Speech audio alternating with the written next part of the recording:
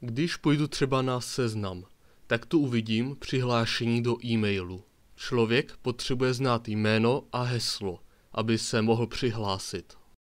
Po zadání stránka pošle data serveru a ten se podívá, zda najde toto jméno a heslo mezi uživateli. No jo, ale kde a jak přesně jsou ti uživatelé uloženi? Určitě vás napadne, že by to mohlo být na serveru uložený jako obyčejný text. To není dobrý nápad. Za A, hacker se s nás může k těmto datům dostat a za B, s daty se hůř pracuje. Například při té registraci musí server zjistit, zda dané jméno už není zabrané, neboli musí projít všechny data a podívat se. Proto vznikly databáze. Ty můžou běžet na stejném serveru, kde běží stránka, jako samostatný program, ale můžou běžet i úplně někde jinde. Je to prostě program, který dostane nějaký příkaz zvenku a podle něj vyfiltruje, vloží, upraví nebo vymaže data v něm uložené. A aby člověk mohl vůbec data v databázi upravovat, musí znát heslo. A je jedno, jestli je to admin, který se ze svého počítače na server přihlásí, anebo zda je to server, aby při registraci mohl uživatele uložit. Prostě je potřeba znát heslo. To, jak přesně se data ukládají a jak vypadají příkazy, záleží na jazyku. Existují Structured Query Language jazyky, zkráceně SQL, a Not Only Structured Query Language jazyky, zkráceně NoSQL. To Not Only znamená nejenom. Pod SQL spadají jazyky jako třeba MySQL nebo PostgreSQL a pod NoSQL zas třeba MongoDB nebo Redis. První se podívejme na SQL jazyky, které tu byly dřív. SQL ukládají data do tabulek. Představte si to jako Excel. Třeba předešlý příklad s e-maily by vypadal takto. Existuje tabulka uživatele, která má sloupec jméno a heslo, a potom další tabulka, která se jmenuje e-maily, a v té je sloupec odesílatel, příjemce, zpráva a datum poslání. Kvůli tomu, že to jsou takové tabulky, tak mají pevnou strukturu. Neboli nemůžu do tabulky uživatele přidat uživatele, který má jméno, příjmení a heslo. Tabulky se vytváří za pomocí příkazu create table. A asi vás nepřekvapí, že data se tam dostanou tak, že po registraci server data do databáze pošle. Příkaz vypadá nějak takto. A kdybych se pak přihlásil, tak by mi server vyfiltroval e-maily z databáze podle toho, kde je v tabulce ve sloupci odesílatel moje jméno. Ano, tohle vypadá hodně nezáživně, ale představte si, že těch e-mailů je tam 10 000 a jen v 15 případech je moje jméno jako odesílatel. Jinak tohle je online SQL compiler, který si můžete taky zkusit.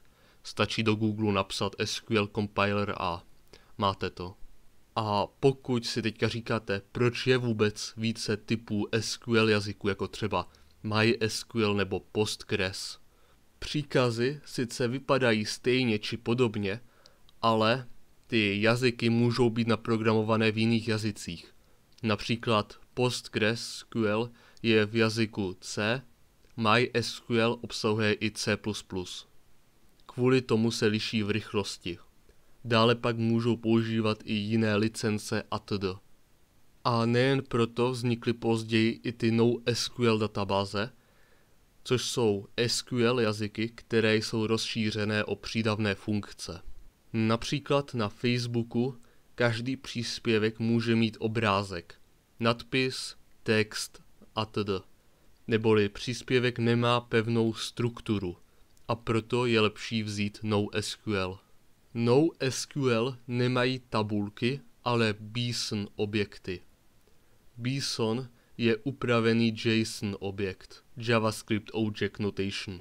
Jak název napovídá, JSON vznikl kvůli JavaScriptu, ale používá se i jinde. Je to prostě jen obyčejný text, který má nějaká pravidla, aby počítač věděl, jak z něj data vyčíst. A BSON je právě mírně upravený JSON. Opět ukáži online NoSQL compiler. Vezmu MongoDB. Do objektu uživatele vložím tyto data. Jak můžete vidět, každý uživatel může mít odlišné sloupce. U mě třeba stojí telefonní číslo, u Tukce jenom otec. A když napíšu db.uživatele.find, tak dostanu všechna data, které jsou právě v tomto objektu uložené. Do toho find bych mohl i něco připsat, abych dostal vyfiltrované data. Například tam napíšu name terabit a tím pádem dostanu jenom sebe.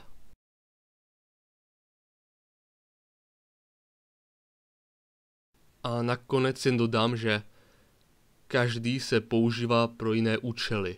Není to tak, že by jeden byl lepší než druhý. A navíc těch rozdílů je tam víc. Tohle je jenom takový největší rozdíl. Databáze se pak nejčastěji používají pro ukládání uživatelů. A je jedno, jestli kvůli e-mailu, účtu nebo třeba v online střílečce, jako je CSGO. A jak jsem řekl, databáze je jen program, který si sami můžete spustit na svém počítači, virtuálním, nebo třeba na Raspberry Pi, nebo na Dockeru. Až na Dockera mám ke všem samostatné video. K Dockeru teprve video chystám. A nebo si jde databázi pronajmout online, ale to něco stojí. A ještě dodám, že tohle celé jsem zjednodušil. Aby člověk opravdu uměl tyhle věci, tak buď to potřebuje studovat nebo projít nějaké opravdové kurzy či tutoriály. Tohle video má jen vysvětlit, proč vůbec něco jako SQL a NoSQL existuje.